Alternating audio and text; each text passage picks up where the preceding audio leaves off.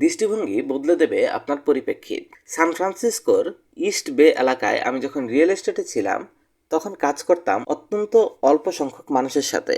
আমার জানা ছিল যে যেখানে আমি পৌঁছাতে চাই, যেখানে যেতে চাই, সেখানে যেতে হলে, সফল হতে হলে আমার দরকার উন্নত সহচর্য খুঁজে বের করা।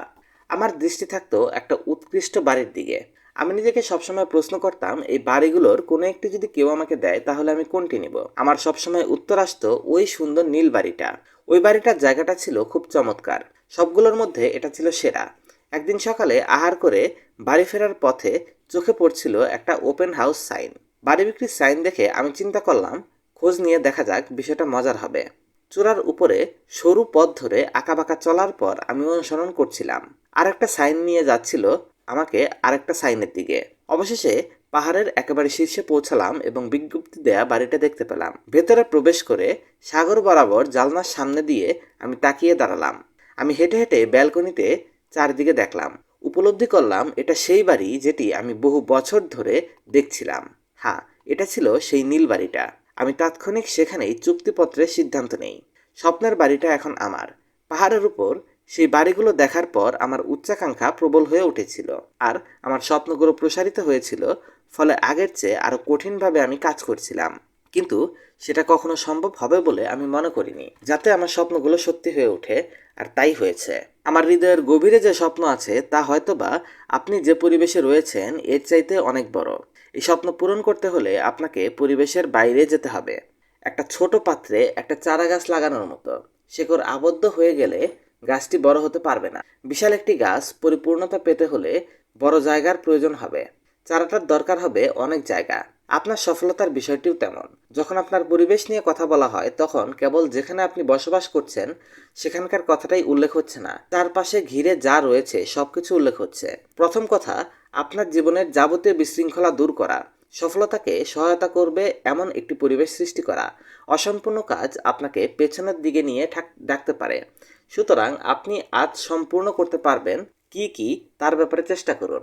আপনি নিজের জন্য যে স্ট্যান্ডার্ড নির্দিষ্ট করবেন তাকে ঘিরে জীবন কিভাবে সংগঠিত হবে তা সত্যি বিস্ময়কর। কিছু লোক মনে করে তারা অন্য লোকেদের আচরণের প্রভাবে প্রভাবিত। আসলে আমাদের উপর অন্য ব্যক্তির আচরণের নিয়ন্ত্রণ রয়েছে আমাদের হাতে। পারিপার্শ্বিক গোলমাল, চাপ নিজের দিকে গ্রহণ না করে বরং আপনি আপনার আবেগ, মানসিক, শারীরিক স্থান রক্ষা করুন, যেন শান্তিতে বসবাস করতে পারেন। আপনি যদি ছন্দ ও সঙ্গতির একটা সুশৃঙ্খল কার্যাবলী নিয়মিত ফলো করতে চান, যাতে করে আপনার বাড়িতে শুধু সফলতা আসবে না বরং ভেতরে প্রবেশ করবে এটা, তাহলে আপনাকে নিশ্চিত হতে হবে যে আপনার পরিবেশ আপনার বিশ্বমানের কাজের জন্য যথাযথভাবে উপযোগী। আপনারা শুনছেন দ্য কম্পাউন্ড ইফেক্ট, লিখেছেন ডিরেন হার্ডি। অধ্যায় 6, বেগ বর্ধন। যখন আমি ক্যালিফোর্নিয়া জেলায় বসবাস করতাম সেই সময় শরীরচর্চা সহ আমার ইতিবাচক ইচ্ছার পরীক্ষা নেওয়ার জন্য নিয়মিত মাউন্ট পর্যন্ত 2 মাইল মোটরসাইকেল চালাতাম। একেবারে উঁচু খাড়া পাহাড়ি পথে কোথাও থেকে নেমে বাইক চালানোর মতো যন্ত্রণাদায়ক কাজ খুব কম আছে, তা আপনি স্বেচ্ছায় কখনো করতে চাবেন না। ল্যান্স আর্মস্ট্রংকে নিয়ে সাকসেস পত্রিকায় 2009 সালের জুনে সংখ্যায় প্রচ্ছদে প্রতিবেদন করা হয়েছিল। আমার মনে আছে লেন্সের প্রথম ট্যুর ডি ফ্রান্স দেখার কথা। ট্যুর তখন প্রবেশ করেছিল প্রতিযোগিতার চূড়ান্ত ক্লান্তির পর্যায়ে। অন্যান্য রাইডাররা ল্যান্ডস্কেপ বাতিল করে নিয়েছিল, কেননা তিনি কখনোই নামকরা অথবা পরিচিত ক্লাইম্বার ছিলেন না। হিমশীতল ঠান্ডায় হাড় জমে যাওয়া কুয়াশা ও শিলাবৃষ্টির মধ্য দিয়ে থার্ড পর্যায়ে পাহাড়ে আরোহণ করার সময় লেন্স তার টিম থেকে বিচ্ছিন্ন হয়ে গিয়েছিলেন। ওই মুহূর্তে কেউ কেউ চেষ্টা করেছিল, কিন্তু কেউ তার পাল্লা ধরতে পারেনি। তাদের কারো মধ্যেই ওই পরিমাণ শক্তি অবশিষ্ট ছিল না। শেষ লাইনে মুঠি ধরে অপ্রত্যাশিত জয় ছিনিয়ে এনেছিলেন স্ট্রেসলেস এবং চূড়ান্ত পর্যায়ে ট্যুর ডি। এই অধ্যায়ে আমি আপনাদের সাথে শেয়ার করতে চাই বিভিন্ন স্তরের সত্য মুহূর্ত নিয়ে এবং কম্পাউন্ড এফেক্ট কিভাবে আপনাকে বিশাল সফলতা অর্জনের দিকে নিয়ে যাবে। এই সফলতা আসবে আপনি যতটুকু কল্পনা করবেন তার চেয়ে দ্রুত সময়ের মধ্যে। আপনি যখন নিজেকে তৈরি করছেন, প্রস্তুতি গ্রহণ করছেন, অনুশীলন করছেন, অধ্যয়ন করছেন এবং যৌক্তিকভাবে শ্রম দিচ্ছেন, আগে হোক বা পরে হোক আপনার সামনে অবশ্যই আপনার সফলতার মুহূর্ত চলে আসবে। আর তখনই আপনি নির্দিষ্ট করবেন যে আপনি কে আর আপনি কি হতে চান। আমরা আরও দেখতে পাবো আপনি কিভাবে মানুষকে তাদের প্রত্যাশার চেয়ে বেশি প্রদান করতে পারেন। সঠিক সময়। প্রত্যেকটি কম্পিটিশনে একটা বিন্দু আছে যখন একজন রাইডারকে তার আসল প্রতিযোগীর মুখোমুখি হতে হয় এবং বুঝতে হয় সে নিজেই প্রতিপক্ষ আত্মজীবনীতে এমন কথা লিখেছেন লেন্স। বাইক রাইড করার সময় আমার সবচেয়ে খারাপ মুহূর্তগুলোতেও আমি কৌতূহলের মধ্যে থাকি। প্রতিটি মুহূর্তে অবাক হয়ে চিন্তা করি কিভাবে সাড়া দেব। আমি কি আমার অন্তর্নিহিত দুর্বলতা আবিষ্কার করব, নাকি অন্তর্নিহিত শক্তির অনুসন্ধান করব? বিখ্যাত ফুটবল কোচ লো ভোল্টেজ জানতেন সেরা পারফরমেন্স দিয়ে বিজয় অর্জনের পর আপনি কি করেন। একটা খেলায় তার দল পিছিয়ে পড়েছিল হাফ টাইম পর্যন্ত। বিরতির সময় লো তার দলকে দ্বিতীয় প্রচেষ্টার একটা নাটকীয় টিপস দেখিয়েছিলেন। তিনি সেখানে ব্লক, ট্যাকল এবং বল পুনরুদ্ধারের টেকনিক তাদের দেখিয়েছিলেন। মিস্টার লু তার খেলোয়াড়দের বলেছিলেন তারা তার দলে এই কারণে নেই যে প্রতিটা খেলোয়াড় তারা তাদের সবটুকু শক্তি উজাড় করে দেবে।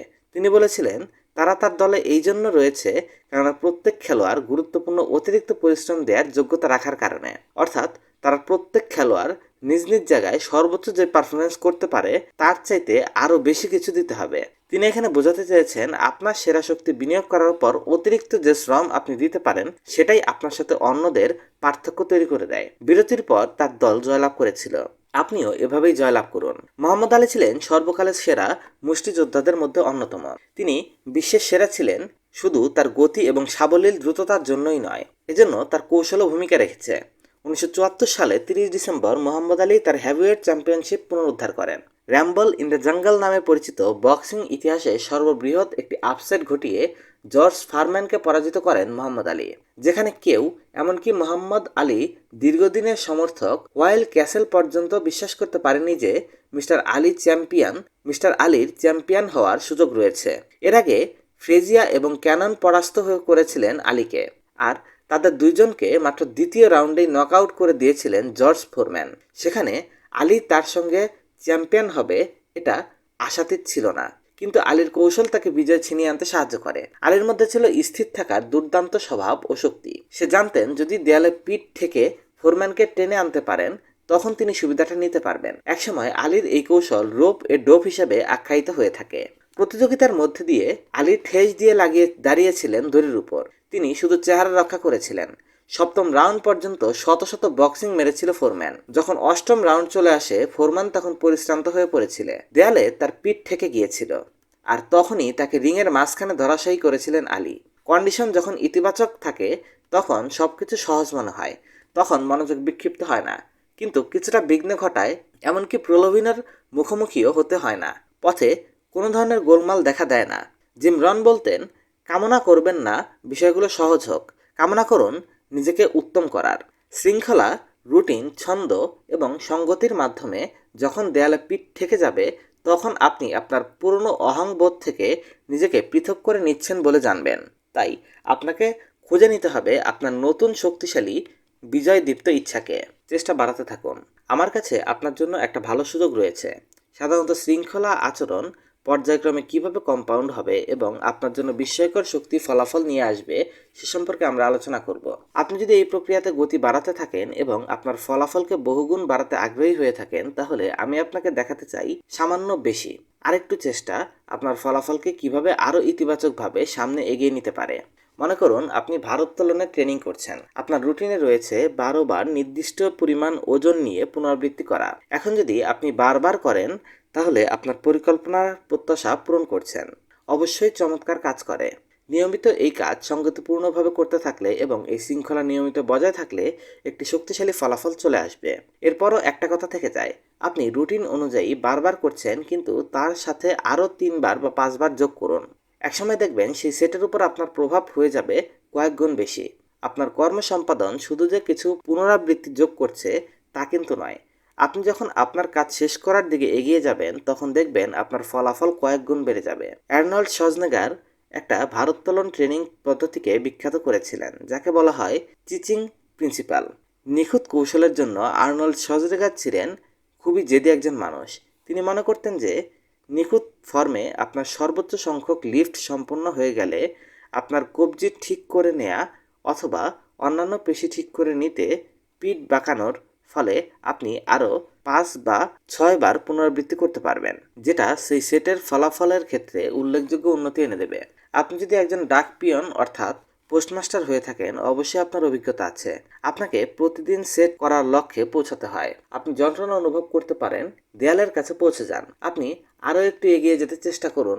এই কিছুটা বেশি হচ্ছে বাস্তবিক আপনার কর্মক্ষমতা অনেক বড় ফলাফল এনে দেয়। নিজেকে নিজের কঠিন প্রতিপক্ষ হিসেবে বিবেচনা করুন এবং আপনার চেষ্টার সাথে আরও কিছু চেষ্টা বাড়িয়ে দেখবেন আপনি আপনার টার্গেট দেয়ালের কাছে পৌঁছে যাবেন। ফলাফল বহুগুণ করার আরও একটা কৌশল হচ্ছে মানুষ আপনার কাছে যা প্রত্যাশা করে তা ছাড়িয়ে যেতে হবে এবং তার চেয়ে বেশি কিছু করতে হবে। নিজের প্রত্যাশাকে ছাড়িয়ে যেতে হবে। এই নীতি প্রয়োগের মাধ্যমে ব্যক্তির প্রত্যাশা পেরিয়ে যাওয়া এবং জীবনে বড় সফলতা অর্জনের অন্যতম উপায় এটি। এই নীতি প্রয়োগের ক্ষেত্রে বিখ্যাত অপেরা 2004 সালের সেপ্টেম্বরে তার 19তম সিজন কিভাবে শুরু করেছিলেন তা কি কারো মনে আছে? অপেরা ভিন্নভাবে সিজন শুরু করতেন। তার সিজন শুরুর সেই অনুষ্ঠান নিয়ে অনেকদিন পর্যন্ত মানুষ কথা বলতো। আমার স্ত্রী জর্জিয়াকে যখন বিয়ের প্রস্তাব দেওয়ার সময় এসেছিল, আমি চাইলাম নিয়ম অনুযায়ী প্রত্যাশা সবকিছু করতে পারতাম। তার বাবার সঙ্গে দেখা করে বিয়ের প্রস্তাব দিতে পারতাম। তার পরিবর্তিতে আমি তার বাবাকে অনেক সম্মান জানানোর সিদ্ধান্ত নিয়েছিলাম। সেই সম্মান জানিয়েছিলাম পর্তুগিজ ভাষায়। জর্জিয়ার বাবা ইংরেজি বুঝতেন, তবে পুরোপুরি স্বাচ্ছন্দ্য বোধ করতেন না। আমি জর্জিয়ার বাবাকে ফুল আর উপঢৌকন দিয়েছিলাম। এরপর আমার মুখস্থ করা বক্তব্য তার সামনে উপস্থিত করেছিলাম। তিনি হা বলেছিলেন, তাই আমি কৃতজ্ঞ। কিন্তু আমি থেমে থাকিনি।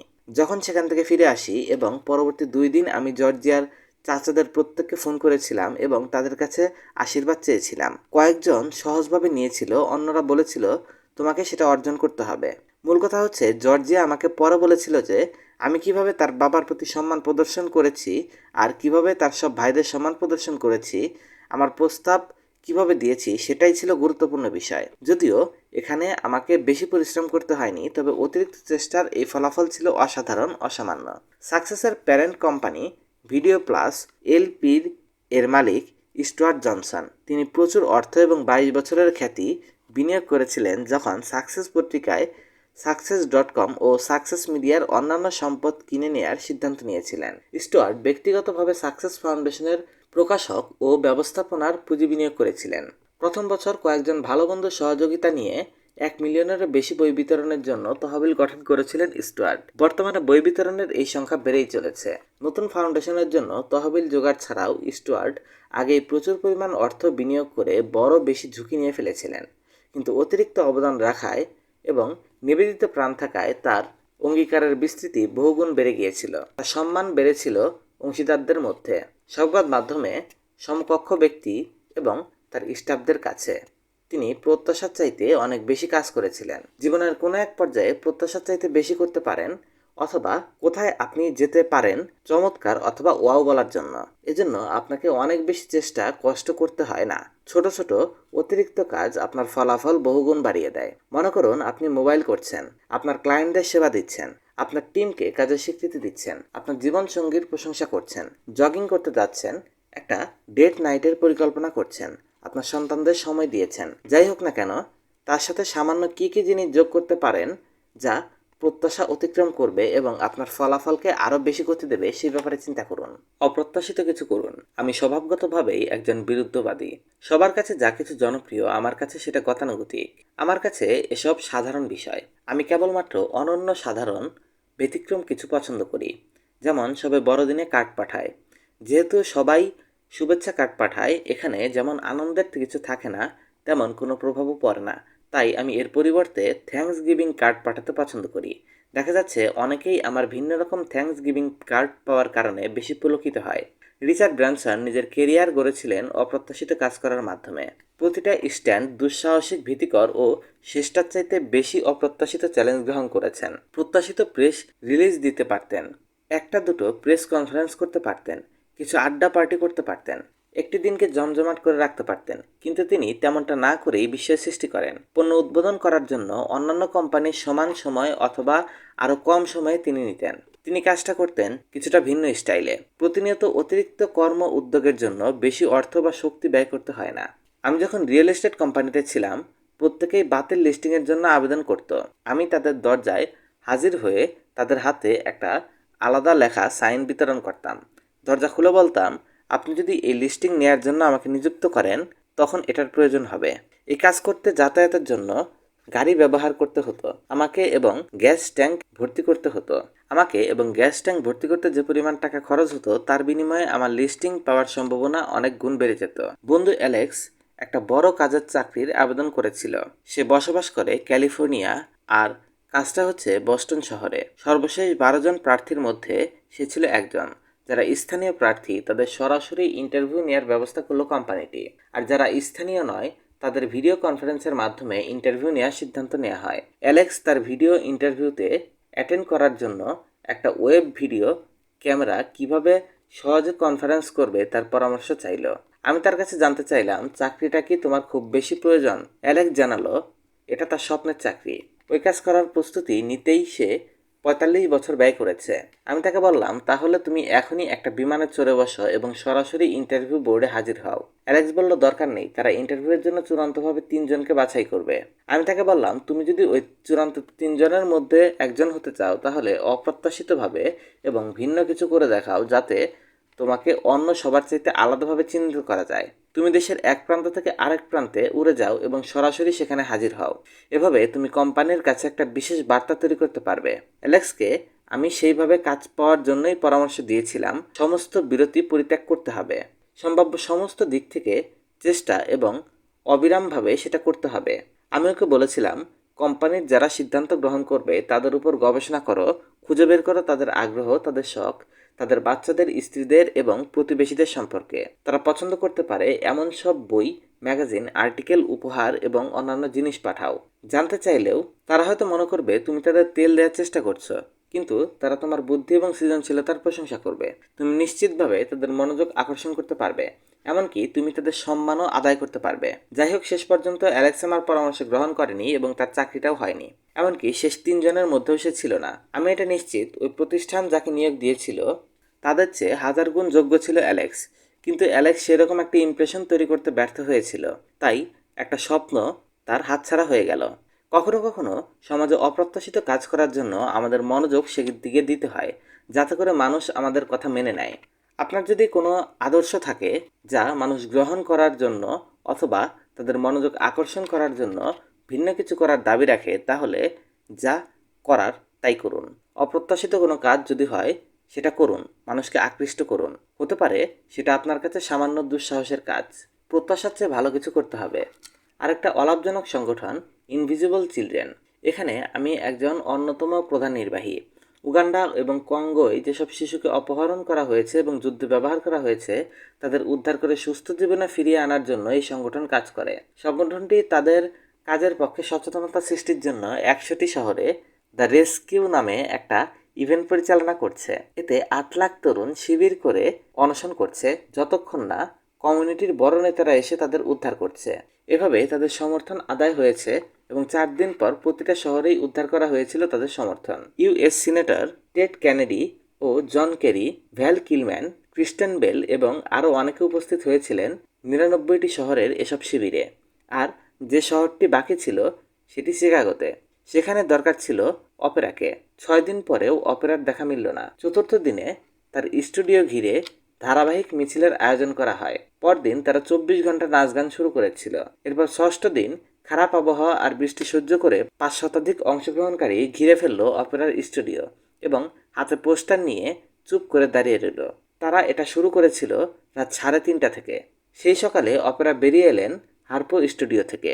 সংগঠনের প্রতিষ্ঠাতাদের সঙ্গে কথা বললেন এবং 20 মিলিয়নেরও বেশি দর্শকের উদ্দেশ্যে তার সঙ্গে সকালের একটা লাইভ সেগমেন্টে অংশ নিতে আমন্ত্রণ জানালেন। তাতেই ইনভিজিবল চিলড্রেন নামের ওই সংস্থাটা আরও বেশি মনোযোগ কাটতে পেরেছিল সারা দুনিয়ার, এবং 232টি অন্যান্য নিউজ আউটলেটে তাদের বার্তা পৌঁছে গিয়েছিল, যা 65 মিলিয়নেরও বেশি মানুষের কাছে পৌঁছেছে। এসব শিশুকে রক্ষায় বর্তমানে একটা বিল নিয়ে আলোচনা চলছে কংগ্রেসে। রেস্কিউ ইভেন্টের মাধ্যমে প্রত্যাশাকে অতিক্রম করা গেলেও শেষ শহরটিকে ধরতে একটুখানি অতিরিক্ত ব্যবহারিক বুদ্ধি দৃঢ়তার সাথে প্রয়োগ করায় ইনভিজিবল চিলড্রেন অর্জন করতে পেরেছে বৃহৎ সমর্থন।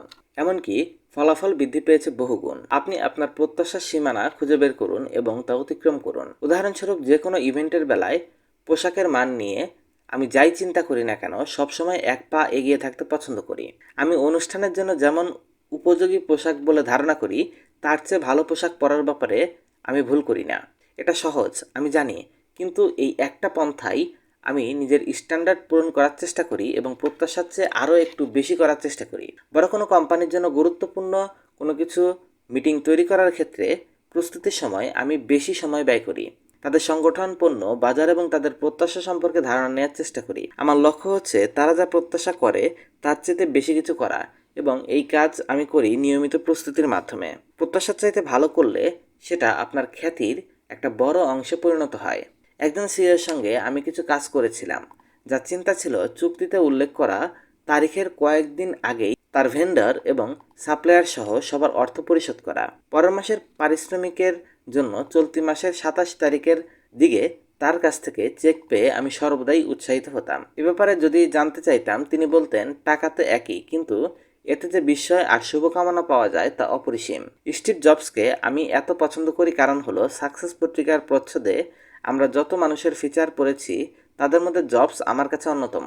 অ্যাপলের নেক্সট পণ্য বাজারে আসার ক্ষেত্রে আপনার প্রত্যাশা যাই থাক না কেন, জবস সবসময় কিছু বাড়তি সুবিধা রাখার চেষ্টা করেন যা দেখে আপনি চমৎকৃত হবেন, ওয়াও বলে উঠবেন। সেই বাড়তি জিনিসটা পরিসরের দিক থেকে হয়তো খুব ছোট, কিন্তু তা আপনার প্রত্যাশার চাইতে অনেক উত্তম, যার প্রভাব কাস্টমারদের উপর বহুগুণ বেশি ফেলে এবং কোম্পানির উপর মানুষের আস্থা ও ভালোবাসা বহুগুণ বেড়ে যায়। আপনার জীবনেও এইসব সিস্টেম প্রয়োগ করার চ্যালেঞ্জ দিচ্ছি। আপনাকে আপনার প্রতিদিনের অভ্যাস, শৃঙ্খলা আর কাজের রুটিনে কিছুটা বেশি সময়, শক্তি অথবা ভাবনা করে নিন। এতে করে শুধু যে আপনার ফলাফলে ইতিবাচক প্রভাব পড়বে তা নয়, সেটা অনেক গুণ বেড়ে যাবে। আসল কথা, এক্সট্রাঅর্ডিনারি হওয়ার জন্য সামান্য কিছু এক্সট্রা অ্যাপ্লাই করতে হয়। আপনার জীবনের সকল ক্ষেত্রে বেশি সুযোগ খুঁজুন, যেখানে আপনি যেতে পারেন, যা আপনি অ্যাচিভ করতে পারেন। আরেকটু বেশি, নিজেকে আরেকটু জোরে ধাক্কা দিন, আরেকটু টিকে থাকার চেষ্টা করুন। সামান্য আরও ভালো করার জন্য নিজেকে তৈরি করুন এবং আরও একটু বেশি দিন। দেখবেন আপনি সম্পূর্ণ অপ্রত্যাশিত কিছু করতে পারছেন। ওয়াও বলার মতো যত বেশি সম্ভব সুযোগ খুঁজবেন, আপনার কাজের পরিধি দেখে নিজেই অবাক হবেন। আপনি বিস্মিত হবেন, আপনার চারপাশে মানুষেরা আপনাকে থ্যাঙ্কস জানাবে, অনেক কাছের মানুষ। এই বই চিরকালের মতো কারো জীবনের গতি পরিবর্তন করে দিতে পারে, আর সেই মানুষটি হচ্ছেন আপনি। আপনি যাদেরকে এই বইটি দিয়েছেন বা দেবেন, তারা আপনাকে ছাড়া এই সফলতার সন্ধান পেত না, যা তাদেরকে নতুন দিগন্তের দরজা উন্মুক্ত করে দিয়েছে। বইটি কিনে এবং বইটি পড়ে আপনার মূল্যবান সময় দিয়ে আমাকে সম্মানিত করায় আপনাকে ধন্যবাদ, এবং আপনার প্রতি আমি কৃতজ্ঞ। আপনার সফলতার গল্প পড়ার অপেক্ষায় রইলাম। আপনার সাফল্য কামনায়, ডিরেন হ্যাডি। এরই সাথে শেষ হলো দ্য কম্পাউন্ড ইফেক্টের সম্পূর্ণ বাংলা অডিও বুক।